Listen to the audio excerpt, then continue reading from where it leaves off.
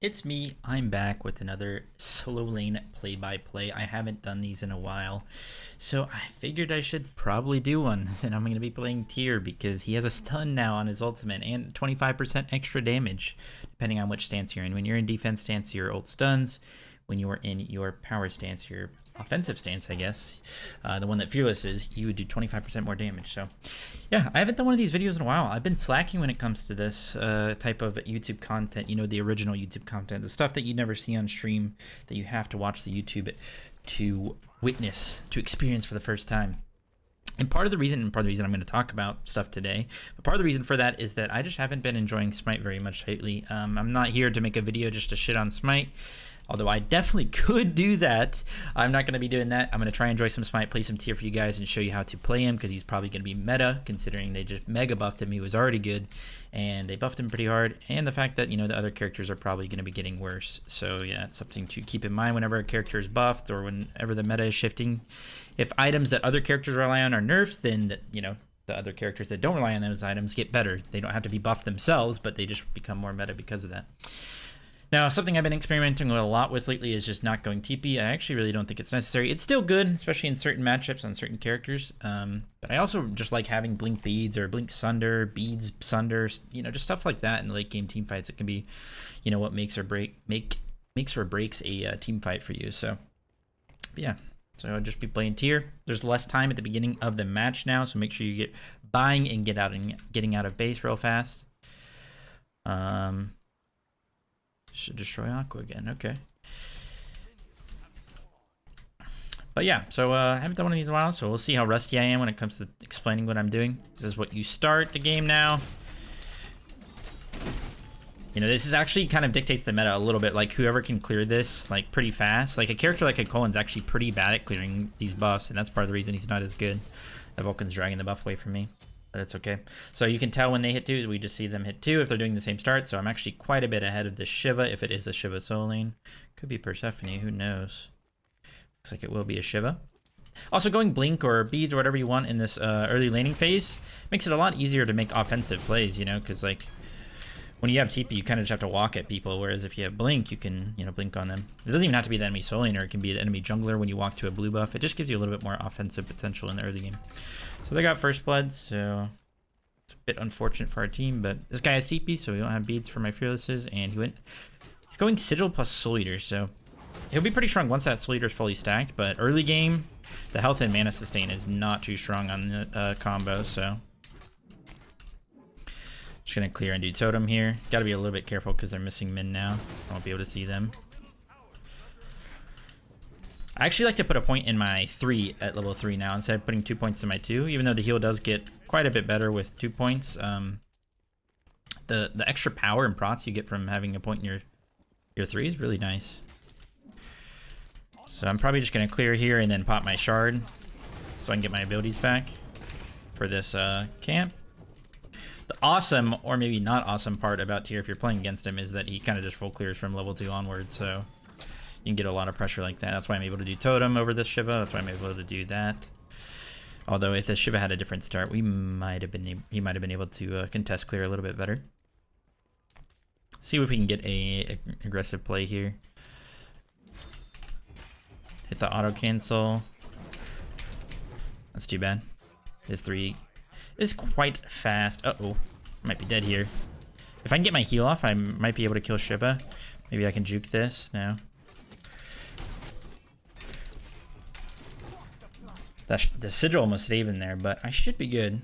Yeah, we should be good here. We're going to get our heal back so we can just chill. This guy's pretty low mana as well. I got a health pot going. So yeah. We were able to turn that just because Tsukuyomi's not the greatest early game gank potential, and we just had so much damage on the Shiva that he couldn't just sit there and walk at us, you know.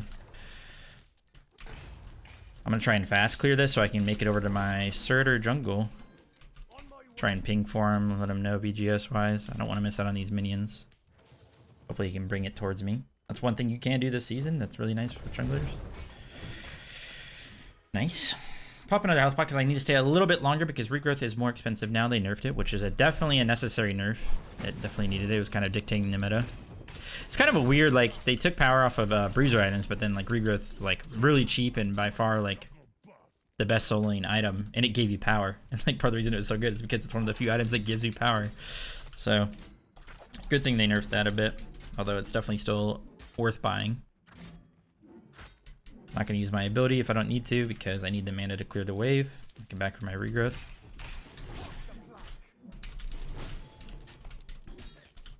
I have, to be honest with you guys, I've been focusing less on doing totems this season, partly because it just looks so much less cool. The stupid skulls. I miss the Totem of Ku. I don't know why they changed it in the first place. Go 2 health, 1 multi, just because I want to stay out for a while. I might even go a Transcendence this game. Whenever you got like a bit of a lead on tier, a little bit fed, you can go with the damage on him. It's almost necessary to in this season, just so you can actually threaten backliners and all that. But we'll see. We'll see what happens here. Maybe you could just go Glad Shield into like Genji's Wingblade or something. Go for the movement speed tank build. But since he is going to be going this Soul Eater, he's going to be pretty weak early on until he gets that fully stackered, so you should try and abuse that. So yeah, I just been enjoying the game a lot less. I think part of the reason is the meta. I think the meta's just been kind of, I mean, to put it bluntly, just trash, you know? Try and hit him with this, nice. Flip up the wave. I'll pop my shard because we still have some kill potential. We have the blink up. Switch stances here. I'm going to put a point in my Fearless because he might be able to... He was not ready for the blink, so he is dead. See, that's one thing that people aren't ready for right now. Like, he has TP, he doesn't... Maybe he knows I have blink, but it's just not in the back of his mind, considering most people will have TP nowadays. Allows you to make aggressive plays like that. Now, the early game isn't that important, so those kills aren't that big of a deal right now. We can talk about that, because every game does get to that late game portion for the most part. To be fair, that's just my experience and like SPL level experience and a lot of like higher level players. Like, are you guys experiencing most like late games, or are your games ending early because of snowball? Let me know down in the comments. But yeah, regardless, even if it's not worth that much, you know, you still can develop a lead by getting kills early game like that. Just how you use it, you know. Usually it's like you got to translate it to objectives for it to matter like at all right now. But you know, another thing I want to talk to you guys about is like some of the balance lately has just been really odd to me. So let's just take like Vamana and Hercules, for example, the 2 top picks for the past 4 months since the season started. They're 2 characters that like very clearly threaten backliners and can solo dive and kill backliners, especially Vamana, but even Herc can do it. And part of the reason, like going into this year, at least what I thought, was that we removed power from items, from bruiser items, so that there was like less frustration in them diving backliners and being tanky while like literally solo killing carries and all that. But then we have like 2 characters that get power in their passive, get attack speed in their passive, or at least Vamana does. Herc gets attack speed in his 3, but he gets a ton of power in his passive. And it's like part of the reason these characters can actually kill people and are still really strong is because they literally like go against the meta of what Hyros is intending, and that is they get power while building full tank, or they get aggressive stats while building full tank. In the example of Vamana, he gets attack speed. Like, and it's very clear that like part of the reason they're so good is because of that directly. And I just think that if everyone had the option to build at least somewhat tanky while also building somewhat damaging, just like, you know, last year, I don't think tanks were that broken last year, or items were really dictating the meta that much, it would just give a lot more versatility and viability to the role. You'd be able to play a lot more gods. Now, Tyr's another example of a character that's going to probably be meta because, 1, he gets power and prots by leveling his 3, so he just gets power in his passive. He doesn't have to build items. And also, he just has so much CC that, like, you know, he's kind of like a support / like guardian type character we can just set up really easily for his team. He's not like the best diver, but he can just like put people out of position really easily, similar to like a Herc or like a Sobek, you know, stuff like that.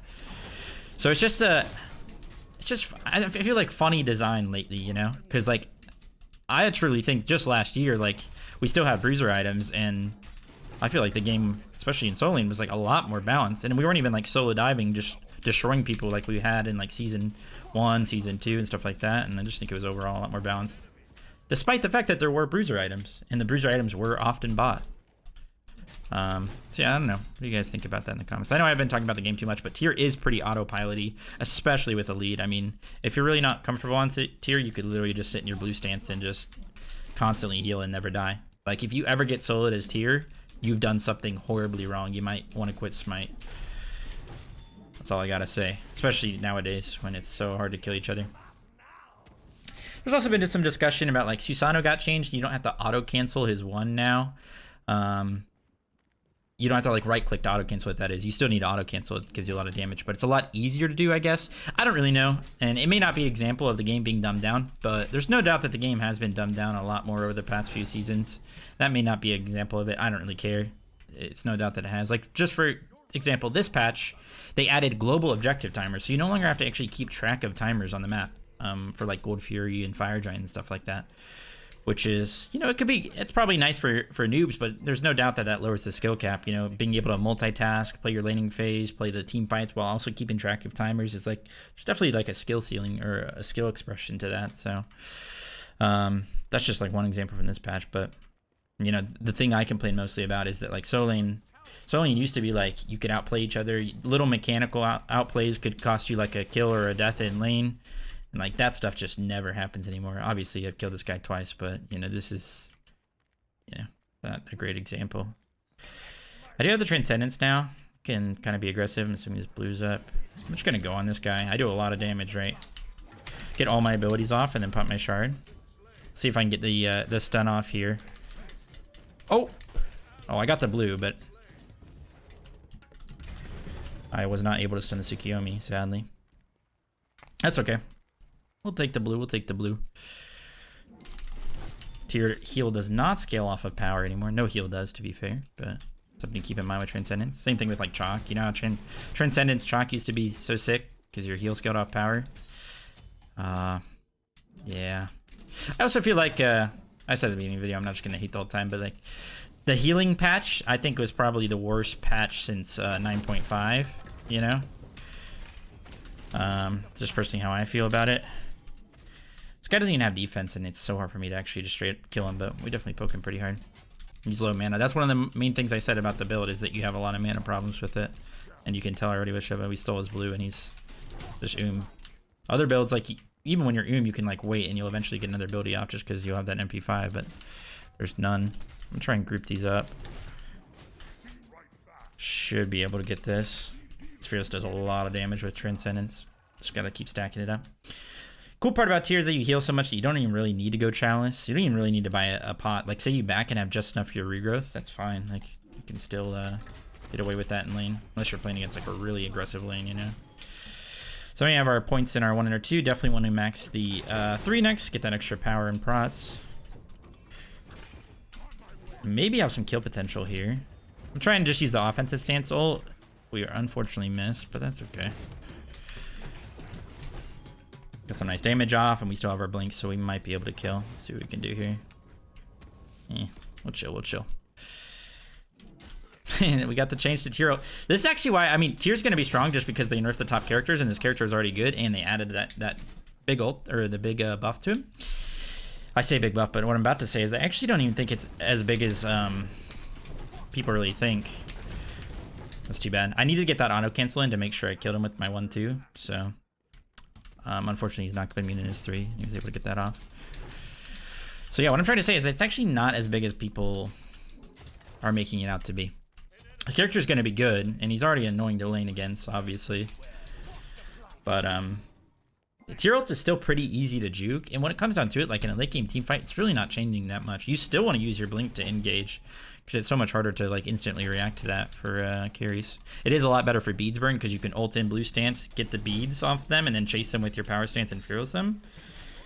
So that's pretty good, but it's not like the craziest buff in the world, to be fair. He'll probably end up running like casuals and ranked for a while, to be fair. So we're pretty fed now. I'm gonna go ahead and back get my second relic and rotate over to a fight. We're just gonna go Genji's here. Could have gone Wingblade for that movement speed. That's always nice on tier. Or I could even gone Relic Dagger.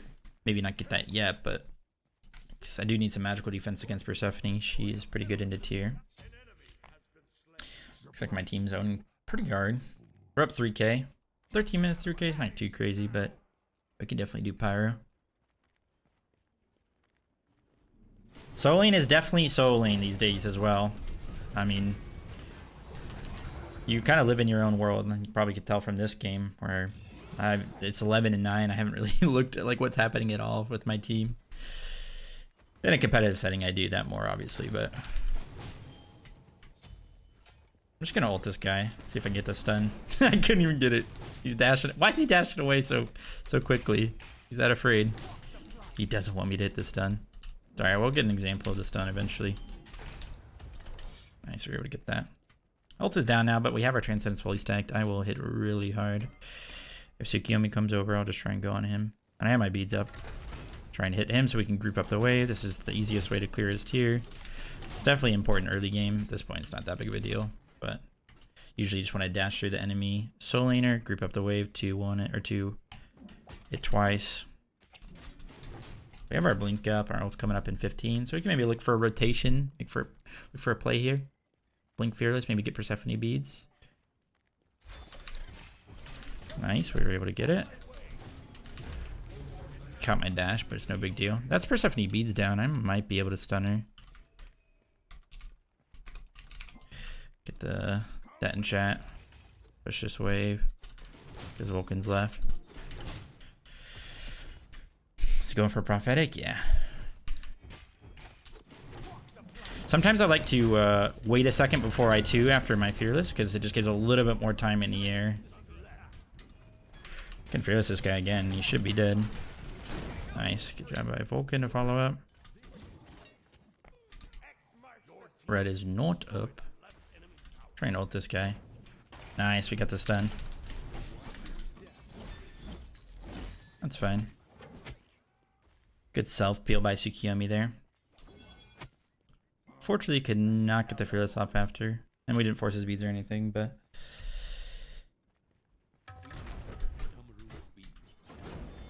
Is Tsukiyomi here? I don't know.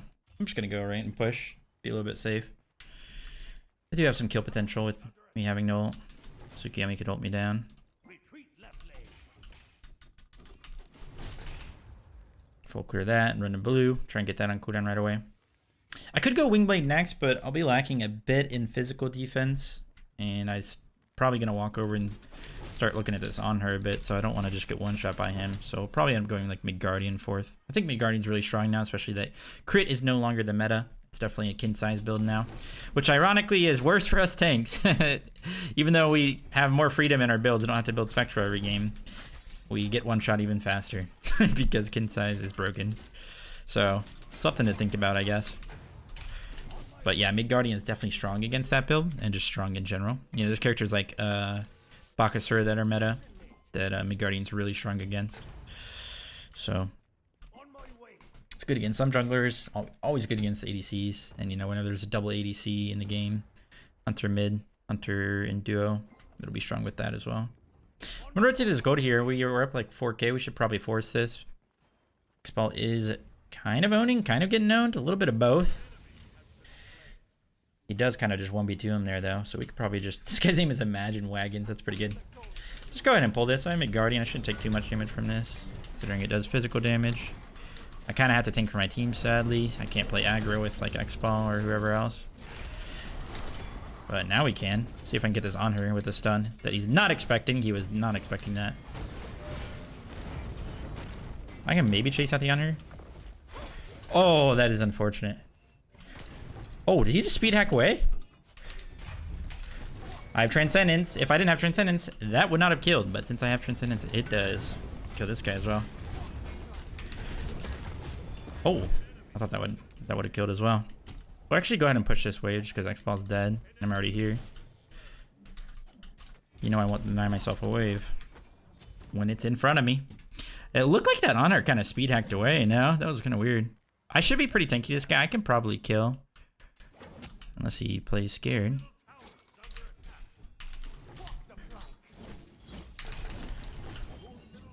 I'm gonna act afraid and then ult back in maybe. No. Gotta be a little bit careful. Can't dive him. I will die to that. See if he... Oh yeah.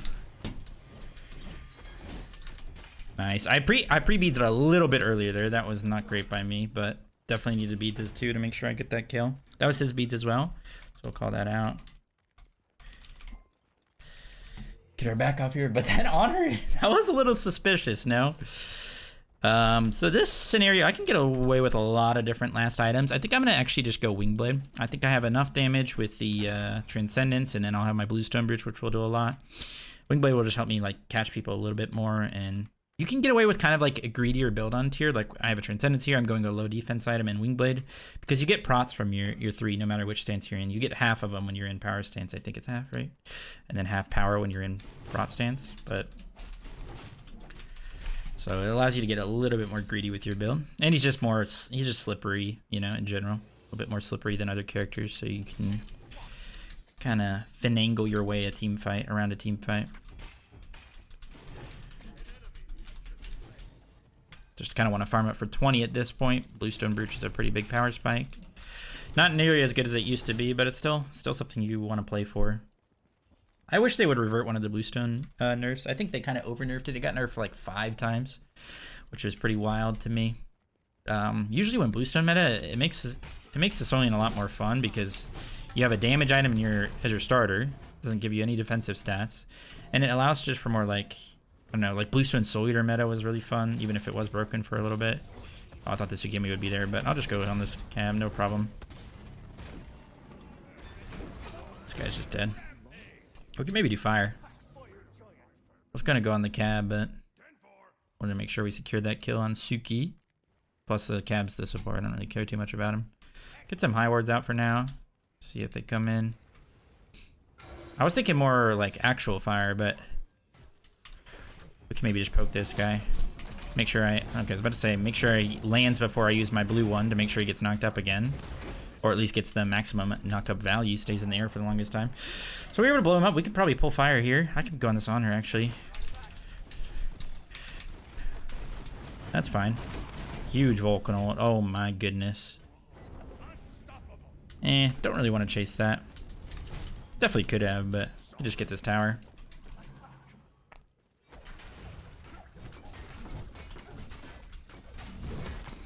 So Tyr can dive, and he definitely is better at diving now with his stun and his power, extra damage on his power stance, but I'm just gonna ult this and we can re-all in it. I stunned the fire giant, didn't I? So I was saying is he can definitely dive a little bit better now, but he's still not like this quintessential, he's not like a Kukulin or like a Cthulhu Nike type character where like literally all they do is dive. You can still set up for your team, just like try and go on the support, you know? Put them out of position. It's definitely something you can do. Just kind of depends on where you are in a team fight, where the enemy is, if they're out of position. Sometimes you can like ult their backline and then come back and fearless a tank who's out of position. Just kind of play the team fight by ear. You have options for sure on this character. This is quite huge. I'm able to back and get a full Wingblade and a full Bluestone, which is quite nice. Another cool thing about this change, I'd say, is that you can actually start off the fight in power or in your prot stance, which is not something you really ever did in the past. You kind of wanted to always be in that power stance so you can get that fearless off right away. But now that your ult stuns, you can like ult in, and if they bead your ult, cool, you can switch over and then fearless. Or if they don't bead your ult, then you can sit there, auto them, switch over and fearless them, and you just there's just options now, which is kind of cool about the change. To be fair, I don't think they should have done this change to Tyr. I think he was already viable, and I would rather have them buffed like 6 or 7 other characters before Tyr, considering those characters have been more in like in the pits, in the depths, longer than Tyr has. And I'll just show you some examples of that real quick. Since the game ended, they have 6, but I think we were probably the siege should have been smooth sailing, especially with how far ahead we were. Should have been perfectly fine. We would have been able to siege pretty easy with a Fafnir as well. Fafnir with Frenzy. Yeah, definitely would have been chilling. But sort of like that SpongeBob meme where Squidward's like in his house looking at Patrick and SpongeBob having fun out in his front yard. That's kind of how I see the like Tyr, Herc, and Vamana are SpongeBob and Patrick having fun in the front yard, whereas all the other warriors are Squidward up in his house just like looking on. And like Achilles, Amma, Bellona. Amma less so because she was really meta last year, but Achilles for sure, Bellona, Chalk, Kukulin definitely, Gilga definitely, Arthur for sure, Mulan, Nike, Odin, like all these characters, maybe not so Odin, but Osiris definitely, Shiva 100%, Wukong 100%, even Surtur, who was only meta for like 2 weeks and then they hard nerfed him even though he's a new character.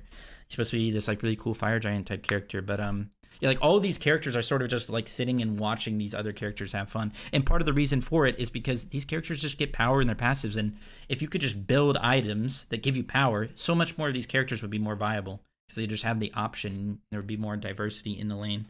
But yeah, so that's just what how I see it right now. But that was a good game, and I hope you guys enjoyed it, and hope you guys have fun with the new tier. You know, I do enjoy extreme changes to make characters meta. I think it is a fun way to balance the game, just to have some characters meta for a little bit. But yeah, let me know what you guys think in the comments. Answers to the questions I asked throughout the video if you watched the whole thing, and if you want me to see me do more recorded videos and less stream content, then be sure to show some support in the view count, in the comments, and the likes. And yeah, that's basically it. I love you all. See you next time. Stay safe and healthy as always. Bye bye.